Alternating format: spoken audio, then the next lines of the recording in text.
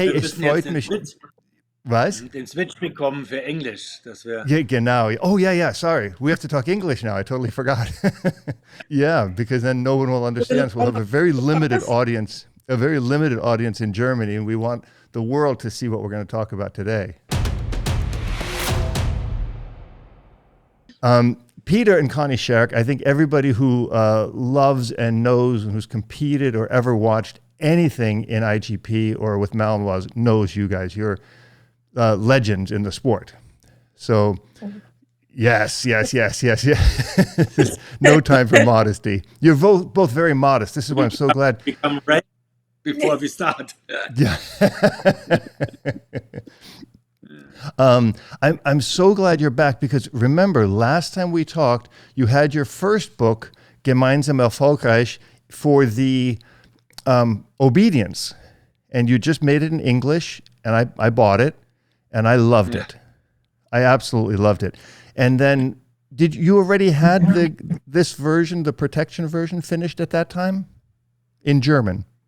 I don't remember, but I think so. Yeah. Yeah. And then I bugged you. I said, please, I need this book because I'm going to get a puppy soon, and I want to follow your idea. And you sent it to me in German, and I have it autographed. This is a very special possession for me. And I love this book. I'm a big fan. So I've got to tell you that right away. I read it in German, and I can read a little bit of German, but I did sit there with Google Translate and had to pick some words apart. Mm-hmm. But then you made me very happy when I got this. And this should make every English-speaking person very happy because now it's in English. Mm-hmm. And the reason I wanted you back on the podcast, both of you, is because your approach to training is very, it agrees with what I feel inside. Now, and I don't care if you're training a protection dog or a shelter dog or anything. I think this idea of reward and consequence that I do and that I now see that you guys do, and you are so successful with it at Team Heuwinkel. I want to ask you questions about it, but I want to kind of start on this whole idea of puppies. Because you guys know I want to get a puppy, and I'm bugging you all the time for it, and I'm not ashamed. But you said to me something, Peter, that I respect immensely. And you said, when you get a puppy, you keep that puppy. And a lot of people in the sport don't do that. Yeah. We know a lot of people, they start with a puppy, then they are not happy with them, and then they give it away, take the next one, and so they have a lot. It's not our style. It's also not the style from Heuwinkel Club. We give our best when we choose a puppy, then we want to keep it. Yeah. Mm-hmm. So let's talk about that. In choosing a puppy, you're really getting a puppy, like an 8-week-old puppy. You're not talking about like a 10-month-old puppy. Eight weeks, always 8 weeks, yeah. And for us, it's important to have a very young puppy because then we can support them in the right way we want him to go. Mm-hmm. And tell me about that procedure when you're choosing a puppy, because I've got 100 questions, and I think people always ask me that question. I can give them advice on choosing a dog for a pet or whatever, but when it comes to choosing a dog that I'm going to do the sport with, and now for you guys it's different. I mean, I think a good friend of mine, Danny Craig, said, you know, you could take any good Malinois and put an IGP 1, 2, 3 on at a club level, but this is not even in your realm. I mean, your realm is, I'm getting a puppy and I'm going to the World Championships. This is your mindset. So what do you look for when you pick up that puppy? Like, I'm completely blind on what you would do. Can you walk me through that? So there are different things. First of all, we look to the bloodline. So we are very long in this sport and for a long time. And so we know a lot of dogs from the history we have seen in championships.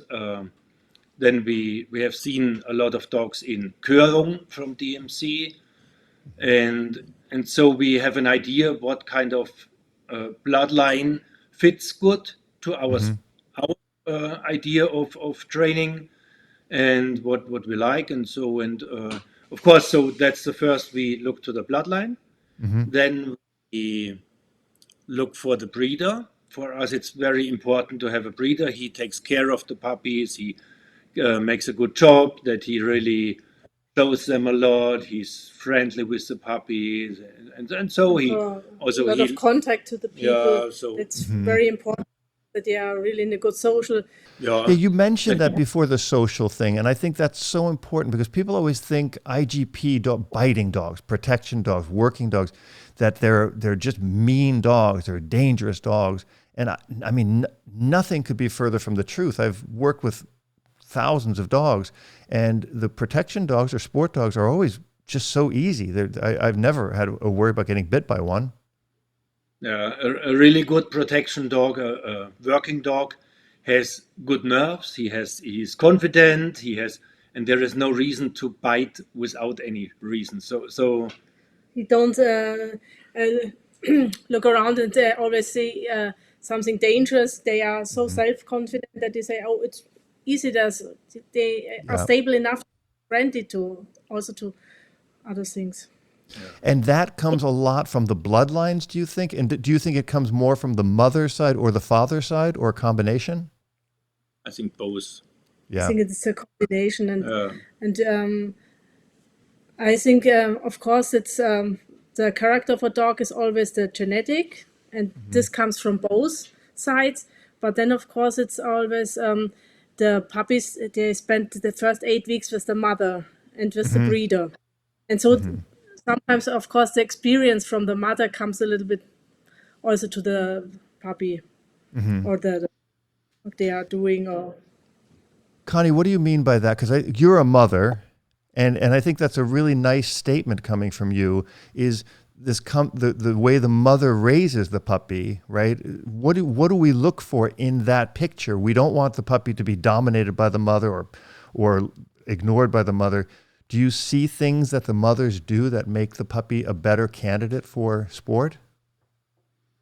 for sport, I thought first about how she react about the breeder or the persons. If she is friendly, then she shows the puppy, "Oh, look, it's like a really friend from us." Also, if they're human, and so that they get a really good relationship to the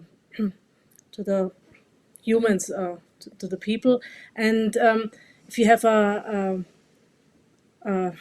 female who is always afraid if there's some noises, and she is jumping and react on this, then of course the puppies say, "Oh, sometimes something is dangerous," and so they also a little bit more scary about things. And nervous, right? The nerves can be so the nerves can be affected after the puppy is born. The way the mother raises the dog is what you're saying. Definitely, yeah. Okay. So and you see that early on, like if you were going, okay, so Peter, we're going to go look for a puppy. Do you go to the puppy at 8 weeks, or would you try to meet them at 3, 4, 5 weeks? Do you think looking ahead a little bit? Mostly, if possible, we want to see them when they are 5 weeks old, and then with 7 weeks, and then we have to decide. We because mostly the breeders, they allow us that we can choose. Yeah, but we have of to do it course. early enough. Of course, for it's fair for the others that they know we want this or that one, and so mostly we want to see them 2 times, with, if possible, if it's not too far away, but then with 5 weeks, a little 5 bit weeks. later. But do you, when you go in at 5 weeks, do you look at them and see the one you like and go, no, not that one? Like try to fake other people, like, no, I don't want that one for sure. we of course we have an idea how we look to them. We want to see them first all together, then we separate them. We want to have social contact with them. We look, they are happy when we touch them, when we pick them up, and so then you can see mostly there are puppies when you take them up and you Talk to what is them. it? Handle them. Yeah, sometimes you have puppies.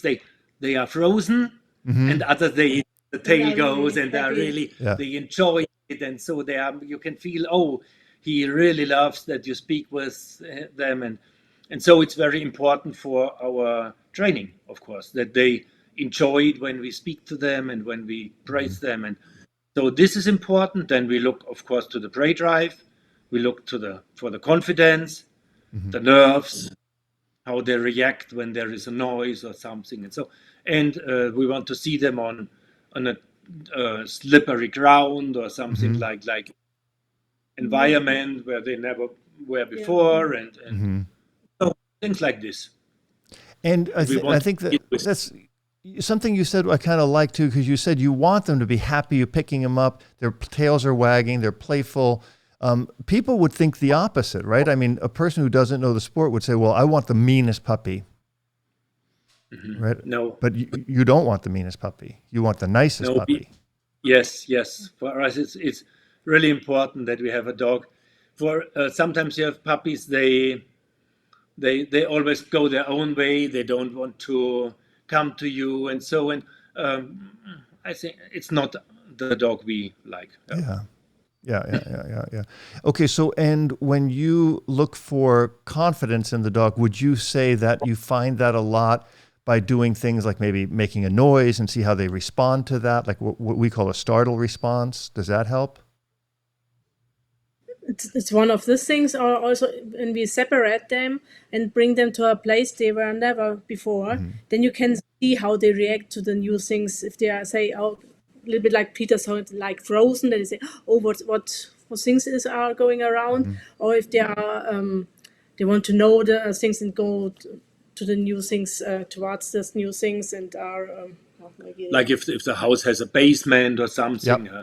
Little bit a dark room or something, and that where the puppy never was before, and so then you can see how the puppy is, how confident the puppy is, and then you want to see how he reacts if for example something is not so a little bit against his mind, when you play with the puppy with a toy and then you stop playing from one moment to the other and take it away.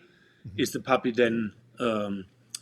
Some puppies, they react really strange on this. Then they say, "Oh, if it's not like I want to play, then I don't want to play with you anymore." And but other they have no problem. They are always this open mind and happy puppies, and yes, and happy, and it's a kind also the confidence of little. And that's something you're looking at even when you look at them at 5 weeks, or do you look at that more when they're closer to 7 weeks? Both times. You can see it with 5 weeks and also with 7 weeks. Mostly it's with 7 weeks we go there one more time, and if possible. And so but mostly it's the same like with 5 weeks. It was. Have you ever seen it change? Have you ever seen like a 5-week-old puppy? You say, that's the one we're going to take. And then you come back at 7 weeks and go, no way, I don't like him anymore. Never. Sometimes it happens that they grow up, and also the drive grows with the age. And some puppies are a little bit more later than the other ones. And so it can happen that they have no prey drive, for example, and 2 weeks later they grow and they have prey drive, and so we think, oh, it's also a nice puppy. Yeah, that it's on also a puppy that we with 5 weeks we said, oh no, maybe this is not, he plays not so nice or so, and then with 7 weeks it's better, but it never comes so that it's totally different. Got it. So you guys are very similar to me. Like my dogs, like right now, Goofy is laying on the couch there. Maya's on the floor. My dogs are in my house with me 24/7, just like you, right? Turn my camera away. Okay. Now I put something. Oh, okay. I don't see him. No, no, wait. Oh, Here. oh my You God. can see. That's Is that Bowie? that's Duncan. Oh, that's Duncan. Okay. Bowie's on the other side. That's very funny. He's, Need but place. but both are in the living room now. Yeah. Oh, that's funny. So you guys live with your dogs. Like when we talk about prey drive, a lot of dogs, and I don't mean to slam America because I tend to criticize America more than Germany, although I'm an American from my mother being German. I think here people try to get these crazy intense Malinois, right? They're just breeding them to get more intensity. And one person I had on the show said something really smart, and he said they're training dogs to bite and hold. They're not training dogs to out. And, I think we're getting deeper and deeper into the stronger dog, which is good, but we're also getting into dogs that sometimes we can't live with them. They're just so destructive and so wound up in the house. They have to be in kennels. And that's something that, in numerous of our conversations, you talk about how your dogs, anybody should follow your Instagram and see how much you guys love your dogs. I mean, you're in the yard playing with them. I see Connie training inside, doing articles for tracking, indicating articles. I see you, Peter, biking with your dog, and I see Bowie with a little Finn. That's your daughter's dog, I think, right? So, I think that's miraculous, and I think that's something that we really should. My dogs can do that. Your dogs do that. Is that something that's inbred into them, or is it something that is a combination between the way they're bred and the way we raise them to be very social and included? I think it's a combination, of course. I think it's that there are nervous dogs that are too nervous that they never can sleep with is there anything around, and I think then it's hard to hold them in the living room. But this kind of dogs, it's we don't need them, or we cannot we don't want them also Right. for our competitions, because you always need stable dogs when you want to compete in a big stadium with a lot of people. It's a lot of stress for the dog. 1 week in the car or in the trailer, or always you need a really stable dog. Yeah, and I talked to my friend Steve Stoops, who I don't know if you know him. He trains a lot of the top military canines. He's very well known. He's been on several of my podcasts. And he said he loves German Malinois. He said they're just the nicest, the best dogs. They're very stable, unlike some from other countries, which I don't want to criticize anybody else's dogs. But I know the German, and I think you guys do a lot of work with the DMC and stuff. And I want to kind of get into that on another podcast, because I think that will be what we call in America a rabbit hole. In other words, we'll keep on that topic for a long time, the Kurung and stuff, which I'm a very big fan of. But let's talk about, you bring the puppy home. Okay, so you go to pick the puppy up at 8 weeks or 7 weeks. Which do you do? 8 weeks. Always 8. The rule in Germany. Yeah. Oh, okay. So that's it's not the rules. allowed to take them earlier. They have to be 8 weeks old. Yeah. Okay, so 5 weeks. Peter and Connie come in and say, "Okay, I definitely don't want that dog." Wink, wink. Right. But we know which is going to be the Peter and Connie Scherk dog.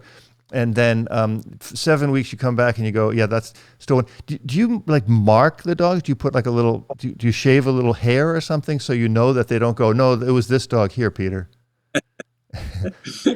Mostly the breeder has different colors by the dog.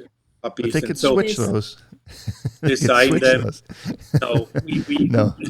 We remember them. But see, here's the thing. Okay, but you're Peter Scherk, right? So when you go in, they say that's the dog Peter Scherk wants, and they want you to have that dog because they know that's the best thing for them. To get you to take a dog is very good.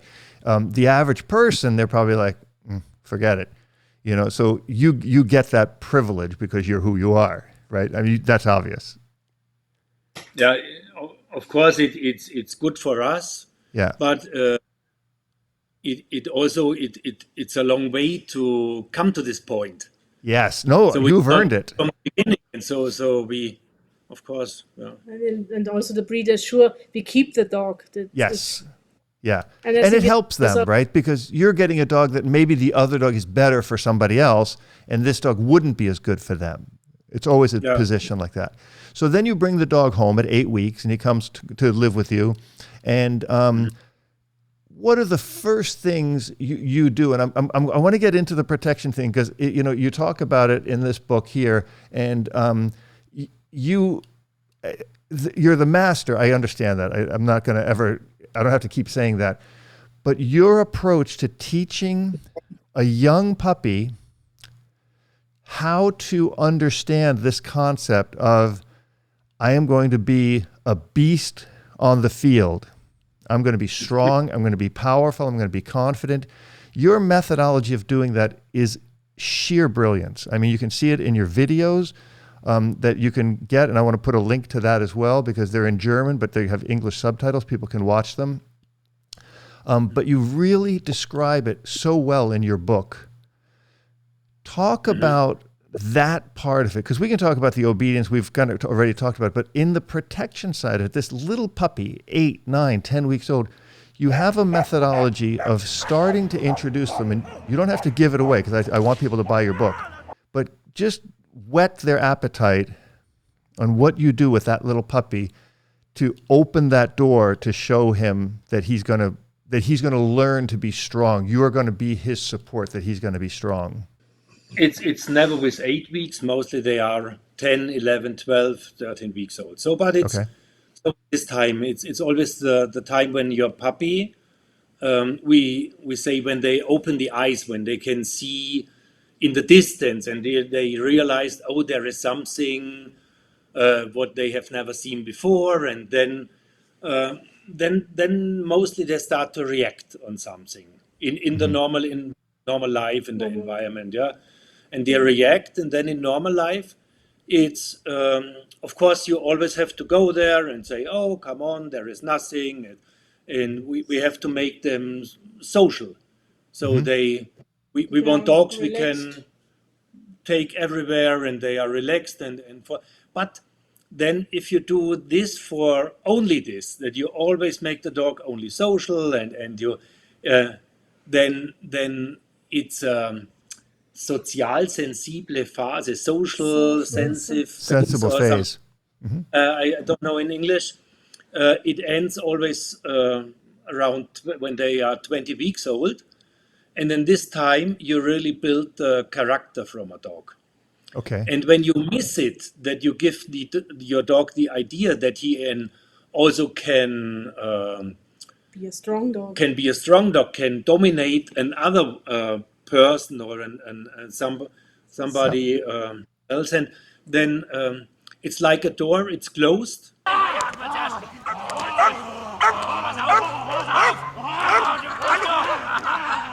From a room, and then it's really hard to open it later. And it's so, and this is why we start so early. When they start to react in the environment, then we start our protection training, when we make it with rituals, that it's always the same, that there is a blind, a helper with clothes. We say them, oh, take care, the bad guy is coming, or something like this. Yep. And then it starts in a really distance, that the helper, he moves on a suspicious way, so that he looks totally different than normal people are walking. Right. And then when the dog looks there, then we say, oh, that's a bad guy.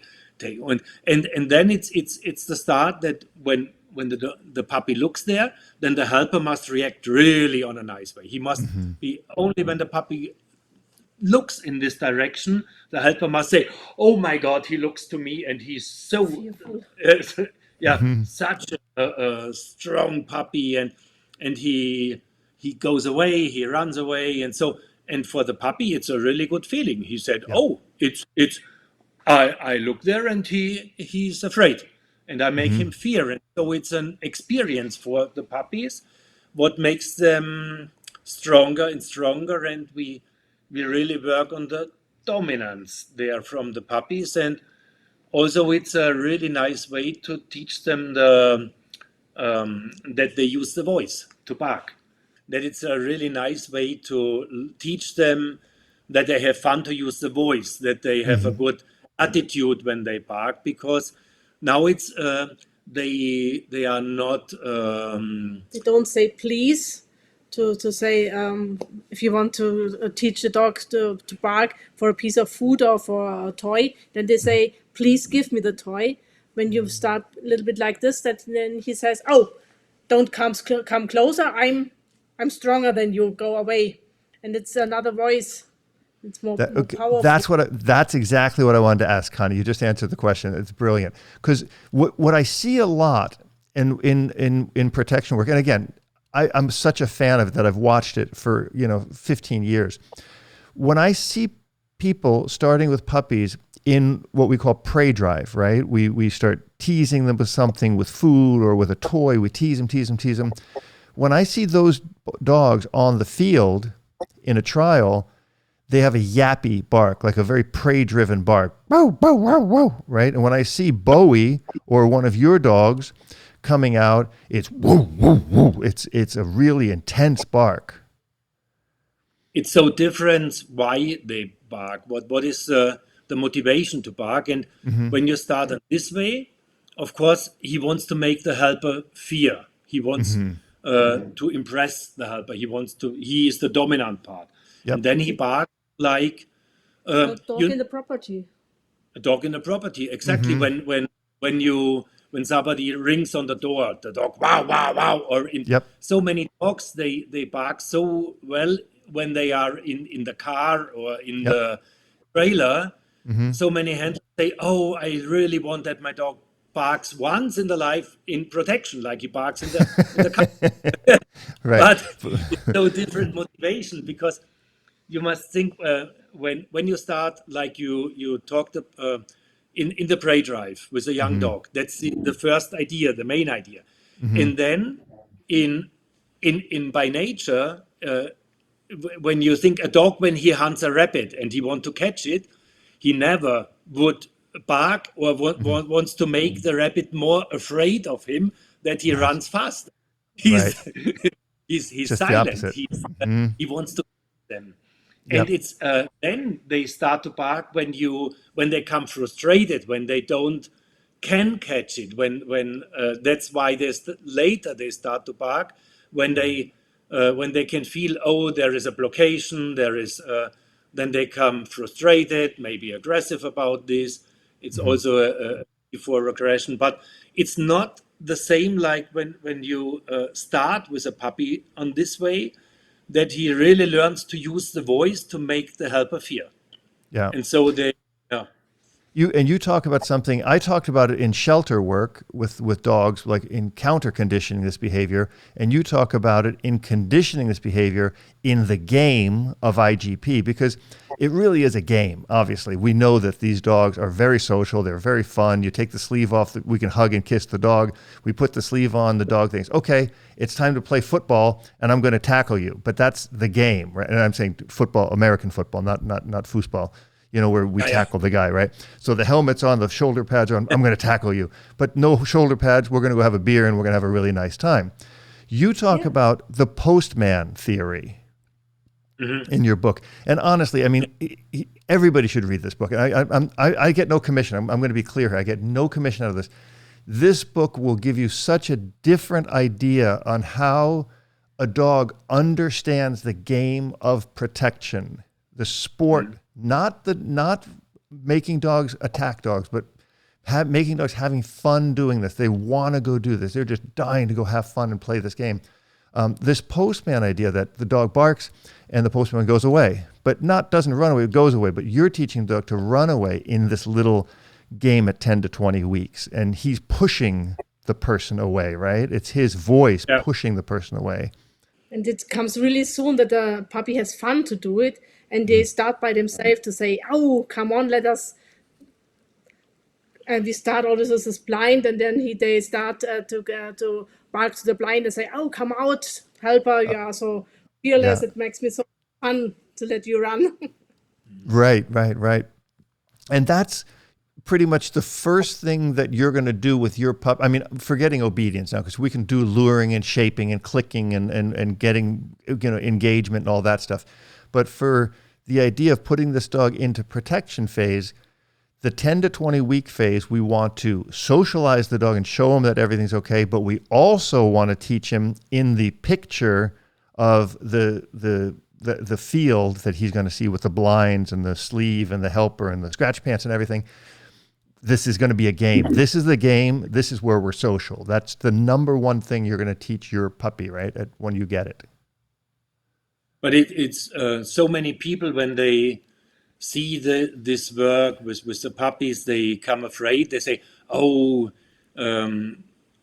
is there a risk that they come aggressive or dangerous? And but we do it, this kind of protection training with young dogs. It's so long time ago that I got this idea from my master when I started with protection work. My teacher, I was 20 years old when we started with this kind of protection work. And you've been doing that long? Yes, with all dogs. No, I mean this theory. No, I know. No, we're the same age, Peter. So don't worry about it. I know how old you are. I saw your birthday. We do this since 40 years, and we never had a bite accident. But I'm saying you use the same approach with the 10 to 20 week old puppy, teaching this. It's not, you call it territorial dominance, right? And I didn't look at it in the English book yet, but in German you call it territorial dominance, right? In the beginning, it's when you start, it's territorial, yeah, and then it's dominance by learning and fun. Yes, the fun to dominate the helper. And you say something that's brilliant too, and you talk about, and this is something that I saw when I was training my dog, and I didn't have a really great training early on. I met so many amazing people after my dog was already kind of retired, and I didn't want to do it with him anymore. You said something so brilliant. You said that if you go to the world championships or even the national championships, the person stands there. Like the person is not animating your dog for you, which they might do at a club level or even a club trial. They're going to help you. They're going to kind of maybe move a little bit in the dog to animate the dog to bark. But at a world championship, the guy's standing there like a tree, and your dog gets confused and might move away if he doesn't understand the game that you've taught him, right? Yes, I think they has to have fun in this work and to come in this mood. But then it's easy that the helper don't have to help the dog. And I mean, I think that's what's so important. So when you look at the people who teach, because there's obviously many different ways to teach this. Many of them are, I think, in my opinion, are wrong for, and it's not wrong for what they're doing, but it's wrong for that dog is going to be a dog like Duncan laying on the couch with his legs up in the air like Dwayne does, or a dog that you just can't have in the house. He's either going to destroy your couch or he's going to bite somebody. So you're raising these dogs to be a beast on the field and really do it there, but also to have fun with you in normal life. Yeah, very important for us, and it really fits together. So it's for us, it is a little bit like when you have the children, they have the hobby, what is it, judo, karate or something.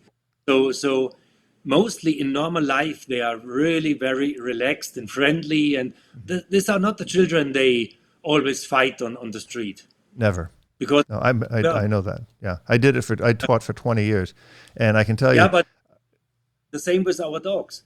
Exactly the same, 100% the same. But people don't see that. So some people will teach puppies this crazy prey drive, and they'll just jack them up and up and up and up. So now the dog has nowhere to put that energy but to either leak, and you see them coming on the field like that, or they get into the bite and they never want to let go because they're in this prey drive. Your theory teaches them a really clear picture. We give our best, yeah. Yeah. Well, it's worked. So now you have Bowie, right? And Bowie is like what, 12 now? 10, 11, 12? Yeah, he comes 12 now. He will be 12, yeah. And he's still an amazing dog. I mean, he's still running and playing like crazy, right? Yeah, he's a happy old dog. Yeah. And then who else do you have? You have Duncan. Duncan is Connie's retired dog. Yeah. And then a young one, my Etzel, and Connie has a dog with 1.5-year-old Bossy. Bossy, yeah, boss.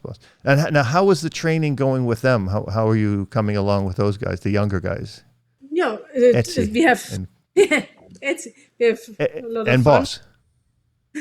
Etzel has a little bit this shit time with Corona. A little bit in Germany, it was I think it was close to 1 year that you are not allowed to go in the club, and so it's sometimes not so easy to continue so good the training and all those things, and it was a little bit bad luck. But we have fun, and he's fine. I really look forward for the next year in the competitions. I have qualification for DMC championate, and it was always fine, and so I look forward for the next You have to post more videos. I watch so many of your videos. I mean, it's so fun to watch them. But let's talk for a second, your videos that you have online, where people can buy each one. Like you can buy the Bark and Hold, you can buy the Blind Search, you can buy these different, and they're very reasonably priced. I mean, I think they're like 10, 15, 20 euros, and they're all a bargain, like to get the information out of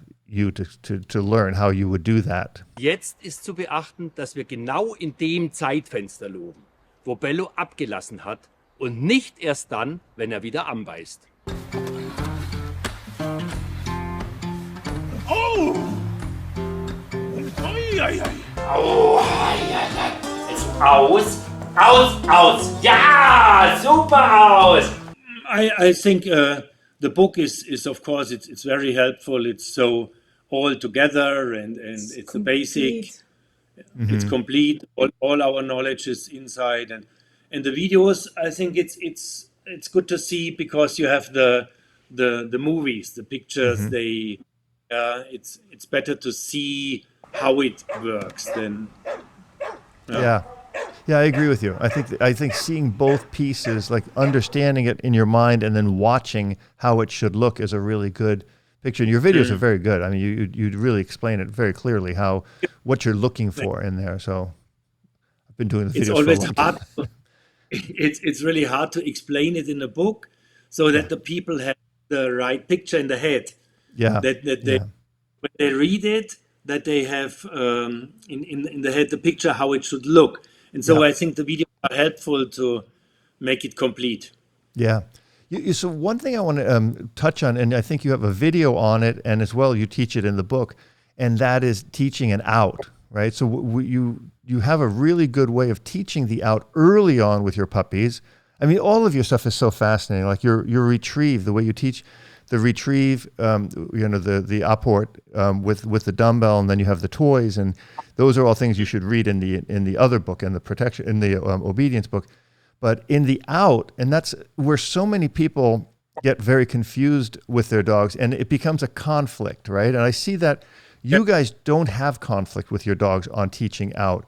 Without giving away the secret, I'm not expecting you to do that, but tell me what's in your mind to try to get the puppy to understand when this dog, you teach him, I want this tug, I want this ball, I want this sleeve, but now I'm going to tell you that you have to out it.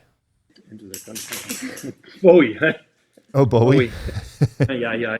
Bowie da. Wait. Oh boy. Bowie can be on camera. That's fine. Yeah. I also want to have a look. So with the puppy, it's I think to make it with no conflict, you have to teach first without stress, and so we think it's a very good time when the prey drive grows up, and it's the same level like the food drive. So they change the toy for a piece of food because they are happy with the toy, and the food is the same worth than the toy. Okay. So it's easy for them to change, to say, oh, okay, then I get a piece of food and then you can get the ball. Okay. But And then we have to teach it with a signal that they can feel always with the out command. The piece of food is coming, and he can get the food, and so they are able to learn what's the meaning of out without stress. I think that's the most important thing. Does this happen at a particular age? Like, is it easier to teach this? Because Connie was talking about how the value of the food and the toy is the same in the dog's mind at a certain point. But that changes. Like, if the dog is like a 6-month-old dog, he'd much rather bite on the sleeve than to have a cookie to out it, right? Yeah, then it's not so easy, of course, anymore, because when a puppy is born, he's born with food drive. From the first moment, he goes to the mother and he drinks milk, so the food drive is on a high level. And then, of course, the prey drive grows up, and it always comes the time they have the same level, more or less. Okay, and then where is that? The perfect... Where is that? What age? Around 10 weeks, 11 weeks, 12, Okay. so something, mostly in this time. Okay. And that's the time we teach our dogs always the out command.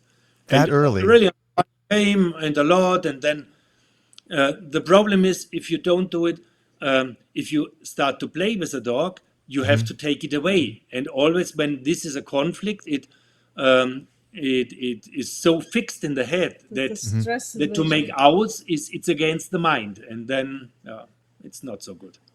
So and you're saying you're saying at 10 weeks or 8 to 10 weeks, you're already teaching your puppy out that early? Yes. Well, that's brilliant. Yeah. So you're changing. Here's a cookie. You give me this. I give you the cookie, and the dog knows it. Then you're tying a word to it, out, aus, whatever, and the dog understands it. So now imprinted in this dog's mind for life, as long as it's continued and trained, he understands that I will out for something because there's no conflict. It's so we do it a lot. For example, when this is the puppy, but here with and he has the here. Okay.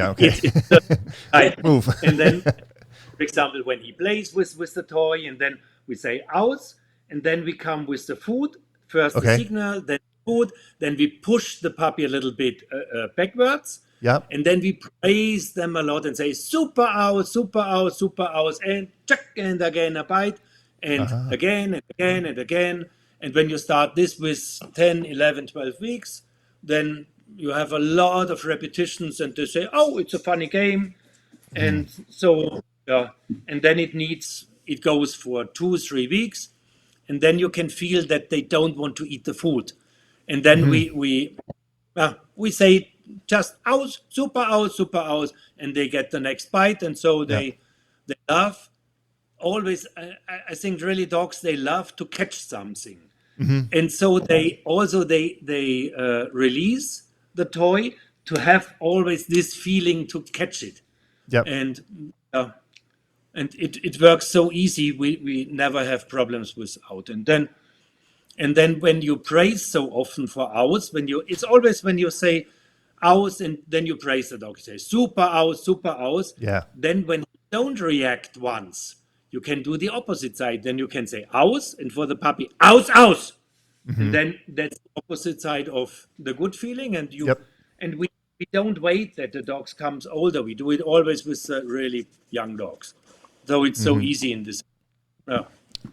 You talk about something too. I think it's in your obedience book, not in the protection book. You talk about this everything. It's just the way you write it. I don't know if you were that much of the part of the translation. You talk about the island and the trop. It's beautiful. The sun is out and everything's good. But when you have to correct the dog, suddenly we have a thunderstorm, right? So the correction is very like what you said. Aus. It's very direct, but then immediately after the thunderstorm, what happens? The clouds disappear and the sun comes back out. And that's so important that people understand that whether you're doing the sport or protection or their pet dogs. But I see people don't want to correct dogs. They think it's mean. And I'm curious how you tell people that a correction it helps the dog learn? Like, how do you explain that to people in your seminars and in your coaching, that sometimes you have to help the dog to understand that, hey, you did this wrong. No, out, or no, down, or whatever the word is, if the dog is, is kind of taking advantage of the situation, because we're dealing with very dominant dogs. We're dealing with dogs that have a real personality. Yeah. So I think important is that you never wait that the problem comes a big problem, because when the dog is young, it's very easy to correct the dog and to give him rules, and to teach the dog. He always has two possibilities. It's his decision. He can have a lot of fun with us when he accepts our rules, and he can also choose the trouble. But I think it's also for in our life we have to accept rules. And for example, we have a sport car, and of course it would be nice to drive on a road with 200 kilometers. I don't know in mile. Like 160 miles, 150 miles an hour.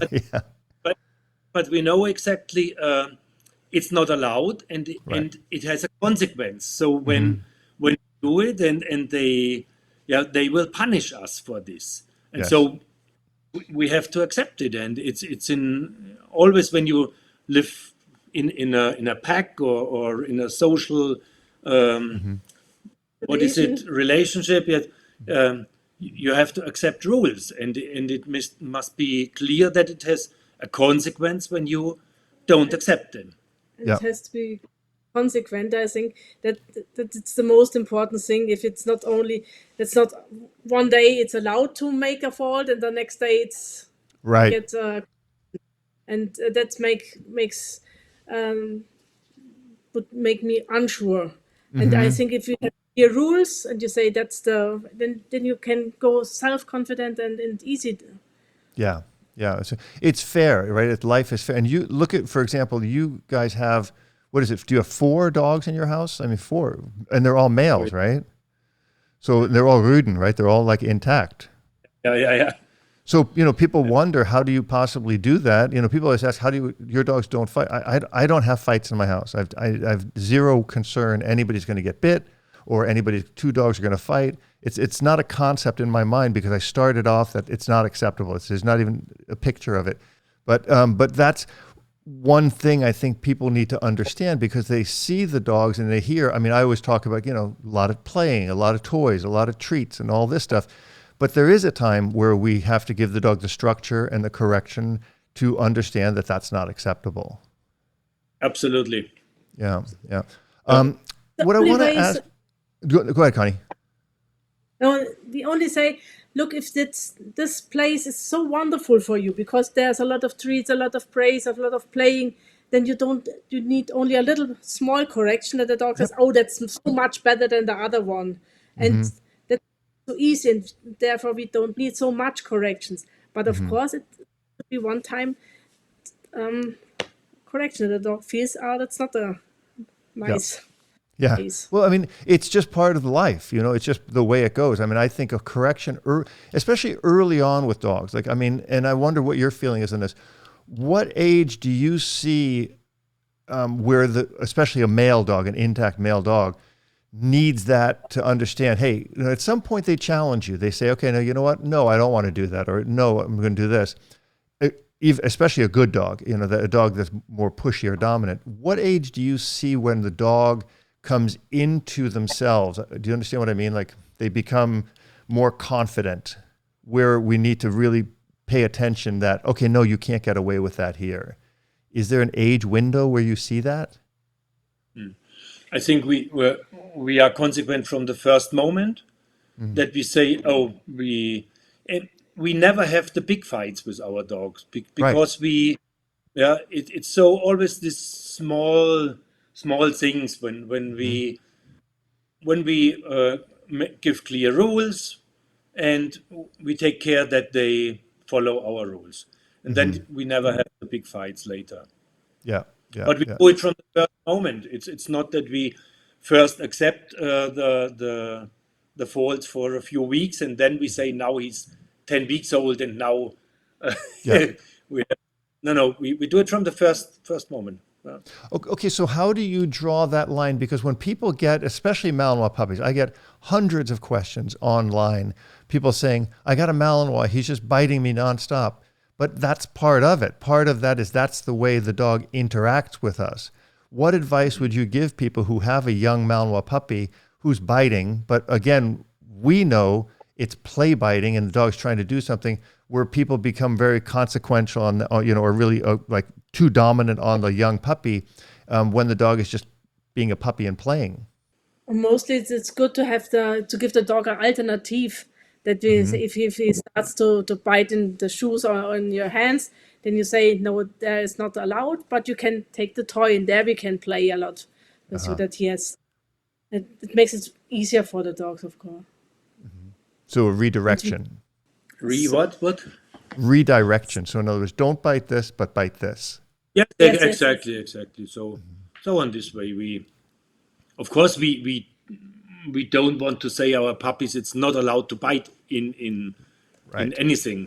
So we want to play with them. We want to bring the prey drive up, but of course we say them very strict. It's not allowed to bite in my finger.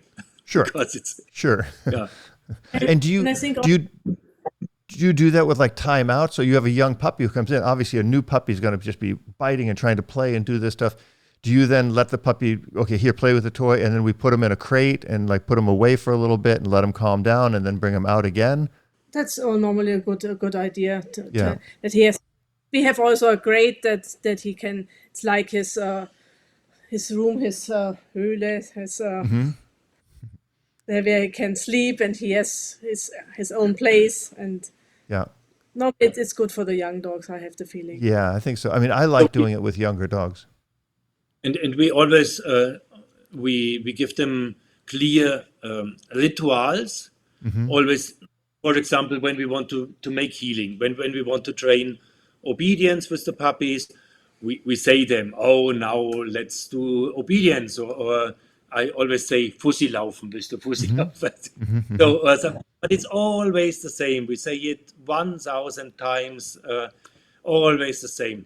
And in front of we want to play with our dog, we say them, jetzt gehen wir spielen, and now let's play, or something. And then take the toy out of the Schublade, I don't know. Okay, drawer. or something, yeah. Yeah. And then it's this game. And so that always we control the mood of the dog. When we say our ritual, then the dog wants to bite, then he wants to heal, then he wants to fight against the helper, then he wants to make tracking or something, because we always give the ritual in front. Yeah. And so it comes so fast, so normal for the dogs that they, without the rituals, they are very relaxed. Okay, so your rituals inspire the dog to want to do that game, right? Exactly. You start the fire. Yes, always the different kind of mood. What we with our rituals, when you say always in front of you, take the pillow out or the bite roll out of the Schublade. What is Schublade? Box. Drawer. Well, Schublade is drawer. Out of the drawer, yeah. Then if you say it 10 times before, when you do it the next time, he knows it. And then he runs to the box and he says, "Oh, There's a saying in German, and for the life of me, Americans, English-speaking people don't understand it. And my mother used to always say it to me, and I never forget it. I always apply it in dog training. And you're a perfect example of it, both of you. And it's die Ton macht die Musik. Yeah, that's right. So the way you say something, wollen wir Fußi laufen? It's so happy, and then Fuß, jawohl. And it's like, that's why I think, and it doesn't matter. People always want to train their dogs in German because they think it's cool, but it doesn't matter what language it is. It just matters that you have this like you're watching you guys' videos is so interesting because it's where you see this happy, dancing, sing-songy way where the dog really just engages to that. They feed off of that.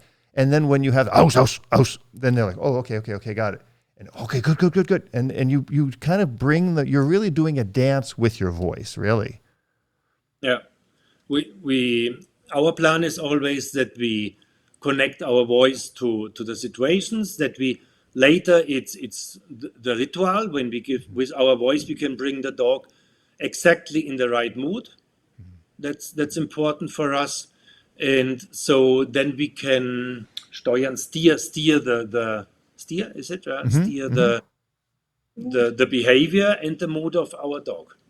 And we teach our dog when we say nothing. So we don't want the dog, he always jumps to us and wants to heel, or he always wants to bite, or he always wants to play, or so it's always, we are very strict from the first moment that we never do it in front of we give our ritual. We always give the ritual, then we do it. And so the dogs, they learn it so fast that it helps them nothing when they start by themselves. And so this is why they are relaxed at home and laying on the sofa when we say nothing. And when we then say, now let's do this or that, they jump up and say, now it's good. So if they come to you as a young puppy, like 10, 12, 14 weeks, and they're just jumping and want to do something, and you don't want to, then you just ignore them and put them in the crate, or just, nope, okay, no, we're not doing anything. No emotion, right? Kind of music. Exactly. We ignore it. We say, no, I said nothing. I don't want to play with because otherwise then you can get a big problem. Yeah. Yes. If you always react on this. Yeah. Yeah. Oh, so one last thing I want to talk about is mistakes that people make with their puppies, and then the dog can't succeed in the sport of IGP. Now, you're obviously a master with puppies, you're a master with the Malinois, and you're a master with IGP. So I see so many common mistakes, but I want you to tell me some of the most common things that people can do with their puppy that will then prevent that dog from having a nice time or being successful in a sport like IGP. Oh, that's not easy to say. I think the most important thing is always that you have a good plan for your training, that you really know step by step what is to do, because very often the people, they have not a clear plan in the head how they want to teach a dog, and they start to do something, and then of course it's not perfect. It's not good, and they fail, and then they come unhappy, and the dog is stressed, and so, and it's I think one of the most important things is always to have a really clear plan what you do step by step in the right Reihenfolge, in the right time. So. And we take always care about the mood of the dog.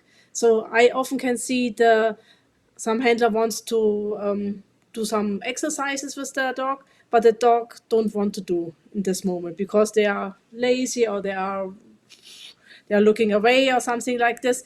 And then they shout them to say, oh, you have to do it. But then it's the motivation to make the exercise. It's only to say, oh, I have to avoid the shouting voice from my handler. And it's about the fun. And so we always look that the dog has first the right mood to wants to work with me, that he's active and happy. Is there something people can do? Because sometimes you bring a dog out and the dog is just very flat.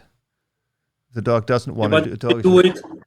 If you do it like we talked about, that you always give the rituals, and then for example, you say always the same word, and then have a lot of fun with your dog, and then you can control the mood of the dog. You can control the mood, and then the dog says, oh, when in this situation it comes by themselves that the dog really wants something from you, and he wants to work, or is active, or he wants to fight against the helper, or he wants to use the nose for tracking, or so you can control the mood very well, and that's one of the most important things, right?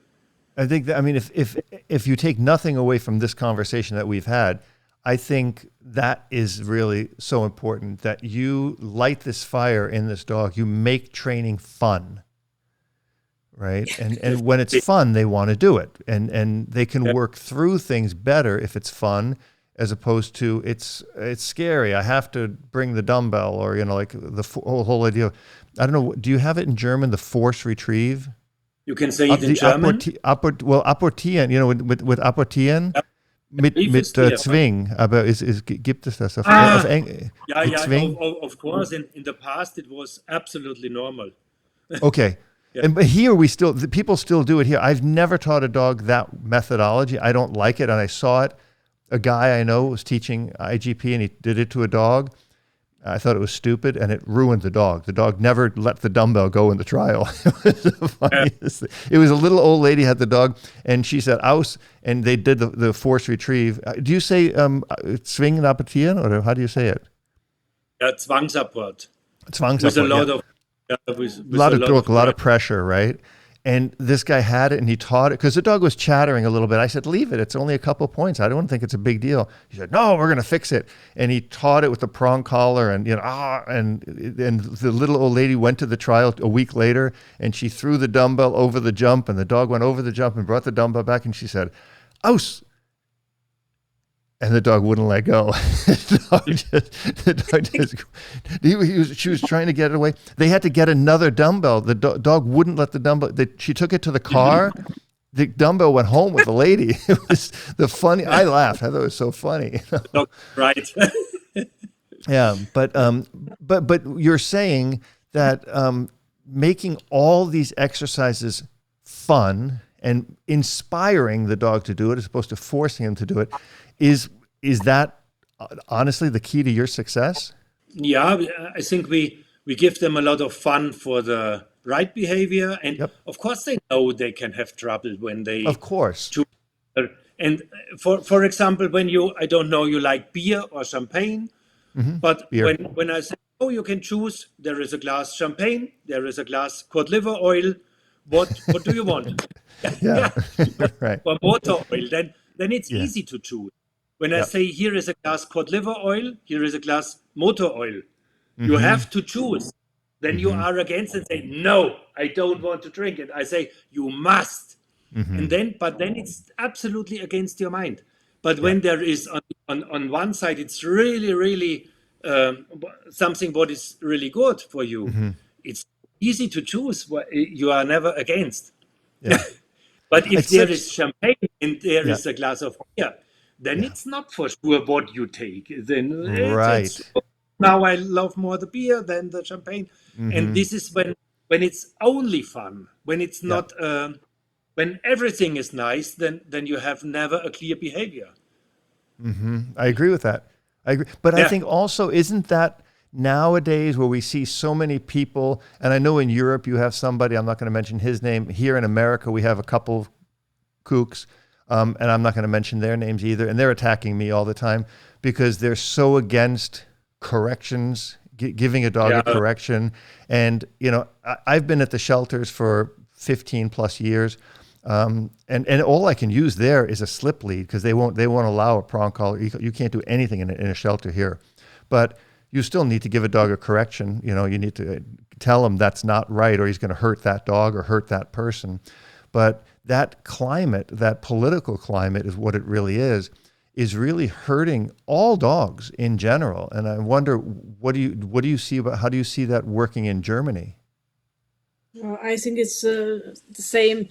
Yeah. For me, it would be good if the people can look to the dogs, how they react on something like a correction. Because, of course, there are soft dogs. If they say, "Oh no," then they are afraid and they say, "Oh, it's shit." And for other dogs, you have to take him at a that he has the same feeling. And so, and for me, that's important. Yeah. And the problem is with our Malinois, German Shepherds, these working lines for what we do with our sport is we select the dogs for the military, for police, for in our breeding clubs. This police or military people, they have dogs to protect the country, the look for, Yeah. but you need a special type of dog, of course. Yeah. You need a robot dog, you need a dog with a good drive, you need, and this kind of dog you have to educate, of course. Yep. The people must understand this. Yeah, I mean, in Germany, it's one of the main places where the military, the U.S., because I know the people, I've had them on the podcast, they go to Europe and mainly to Germany to buy these dogs, and they come out of clubs like Heuwinkel, where people train these dogs and they say, okay, this dog's not cut out for the sport, but this would be great for the military. This would be a good dog for this or that. And these dogs have amazing lives. They become heroes. They save lives. They stop very, very, very bad people. And it's because of people like us who care about the dogs, and people like you with your training and your knowledge that helps develop these dogs into animals that can then do much more good in society. And that's, I think, you started the whole idea with canine in sports, right? Patricia and Flori, we started this organization, Canine in Sports, and this exactly, we fight for this idea that the people understand why we need this kind of dogs and why it's so important to have this on the world, exactly this working lines, and that it's also that the people understand we have to train them and educate them, and they need clear rules. And I mean, it's a great organization. I did a little video on it for the other day. I think it was January 1st, telling people to go sign up for, because it's free to sign up. There's a strength in numbers, and I think people always say 2 dog trainers can only agree that a 3rd dog trainer is wrong. Do you understand what I mean by that? Yeah. People always say that dog trainers can't agree, but that's not wrong. I mean, that is wrong. I mean, you and I agree. I mean, I had lunch with my wife, and I had lunch with Florian and Patricia. We had the greatest lunch. We had nice talks. There's so many good dog trainers. The problem is you have people who are radicals, who are just bent on this idea of it's an ideology. I don't know how to say that in German, but it's this whole idea that you have to follow this specific way of doing things. And if you don't, you're causing fear and pain and anguish in dogs. Those are things they say to us if you use, a slip lead or a correction, or you don't follow their exact scientific methodology of dog training. But there's strength in numbers. I hope more people will come along. I think you did a great thing starting that organization, and you're giving back of yourself for people and their dogs. People should consider signing up for that, Canine in Sports. It's something that's very worthwhile. Would be really great if people support us. Yeah. Well, let's hope they do. I'll put links to all that in this video and in the clips from here. I think it'll be really, really great. And I hope we can, I would love you or Florian to talk about the Kurung. I think that's a whole long conversation. I have so many questions that I think every country should have that idea for, especially a working dog like a Malinois or, German Shepherd. I mean, with the German Shepherd, the USCA has kind of a breed test for the German Shepherds, but at this point, there's nothing like that for Malinois here, and we're seeing a lot of Malinois being bred backyard breeding, just people breeding without any knowledge, and a lot of dogs are ending up in the shelters, so yeah, it'd be great if we could get something like that going here. So we can listen next time. Yeah. Okay, but one more time, I'm going to promote this book. You can order this, and you ship it everywhere, right? You can ship it. You shipped it to me in the States. Yeah. And it's not a cheap book, but it's the best money you're going to spend. I mean, for the price of a private dog training lesson, you're going to get this book from Peter and Connie and Florian. There's immense knowledge in that book. If you are even interested in the sport, I suggest you read it. Maybe even read it before you get a dog, because it'll give you ideas and explain to you a really good way. I bought one for a friend of mine who I'm going to ask to help train my puppy when I get it. So I gave it to him as a gift for Christmas because I want him to understand what you and I have talked about and what your philosophy is on this. I think it's the way I want to go with it. And unless I move to Germany, I'm going to have somebody here do it. Thank you so much for these words. Yeah, no, you're welcome.